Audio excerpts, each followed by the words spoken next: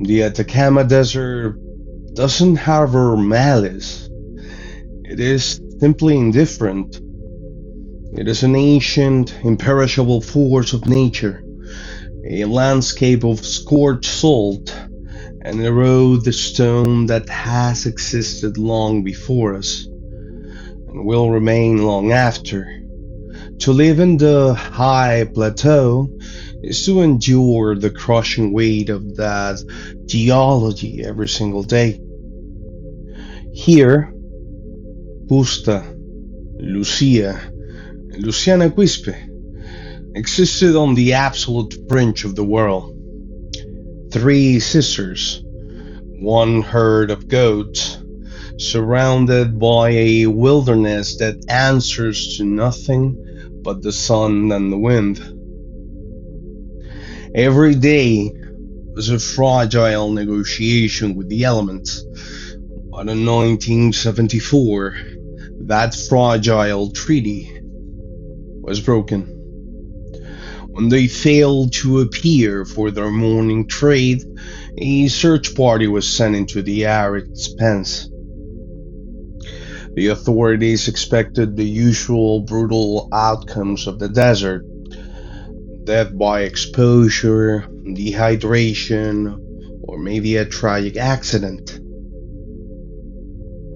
As the patrol approached the remote camp, they braced themselves for a scene of violence and chaos.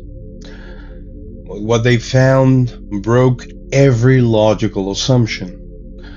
There was no chaos. There was only a terrifying, meticulous order. Their livestock, their only wealth, had been systematically slaughtered and arranged with deliberate care. And among the stones, the three sisters hanged. There were no signs of a struggle, no intruders, no stolen goods. The expected crime scene dissolving to an impossible reality. A coordinated, consensual end executed with surgical precision.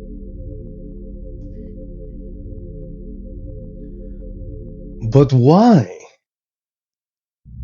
If there was no external threat, what invisible force could compel three women to methodically erase their own existence? To the unprepared mind, it is an unsolvable mystery.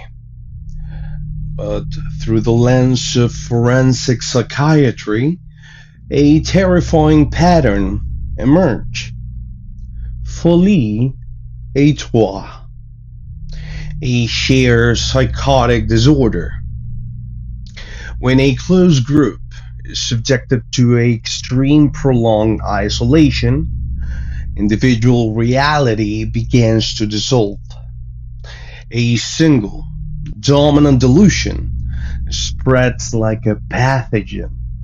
In the absolute silence of Atacama, paranoia wasn't just shared, it became their undeniable truth. The tragedy of the Quispe sisters forces us to confront the chilling mechanism of the human brain. If a thought can be as infectious as a virus, how fragile is our own grip on reality when stripped of the world's noise? There is nothing but stone, wind, and the echoing fears of those beside us. Madness is no longer an anomaly. It becomes the only rational response.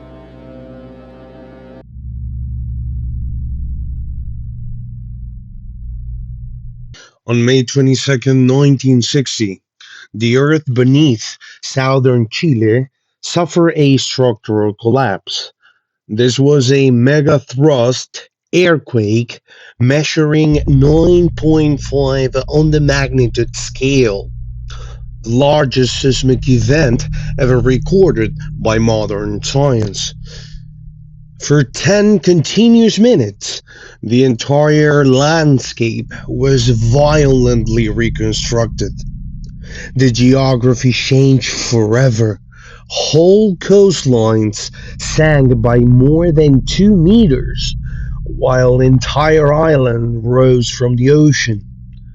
The environment in the region got basically defined by a violent excess of reality. A sudden convergence of a shifting land, volcanic eruptions, and massive ocean waves. In this part of the world, humans are not the dominant species.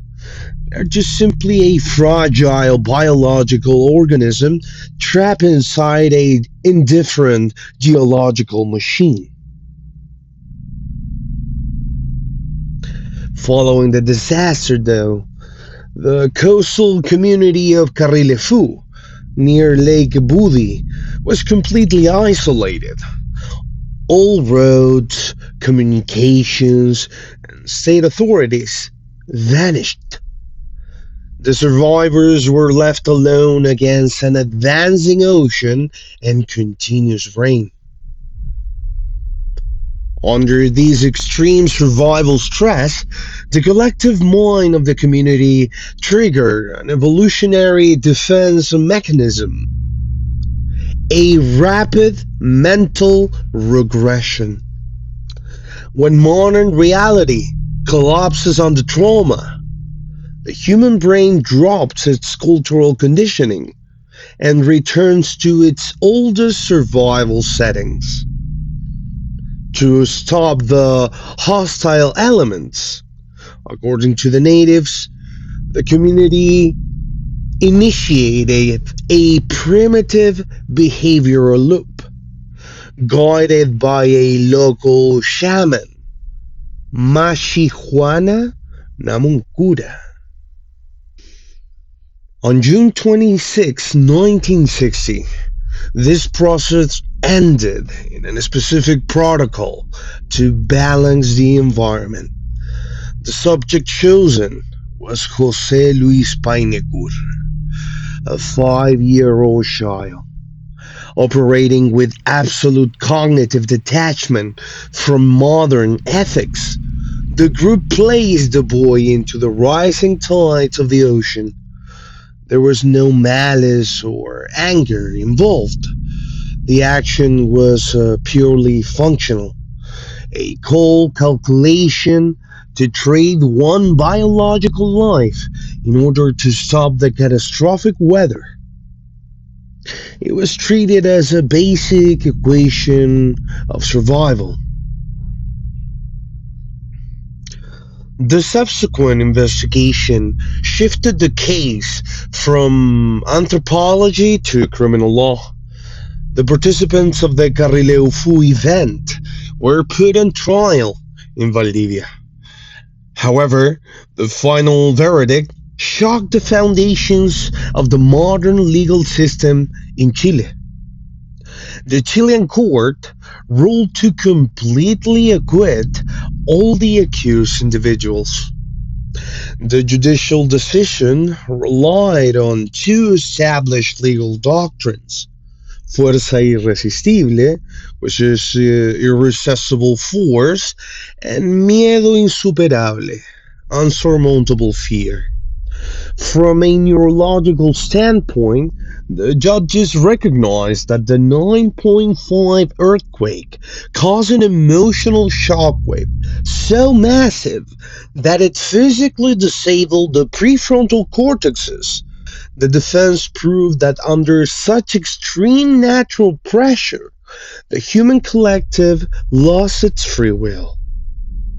The law did not forgive a crime.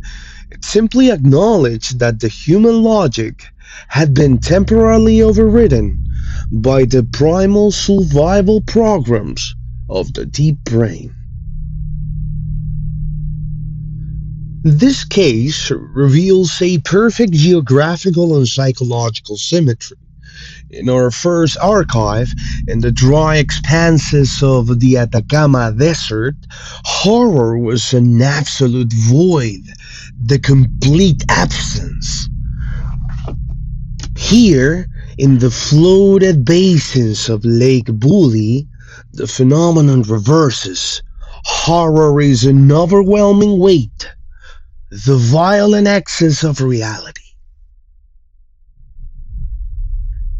Human sanity is fragile. It is an unstable line suspended between these two extremes.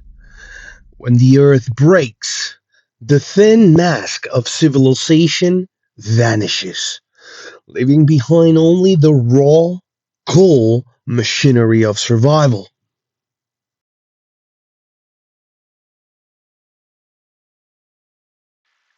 Thank you for staying in the quiet room. Until the next file, keep looking into the dark rationally.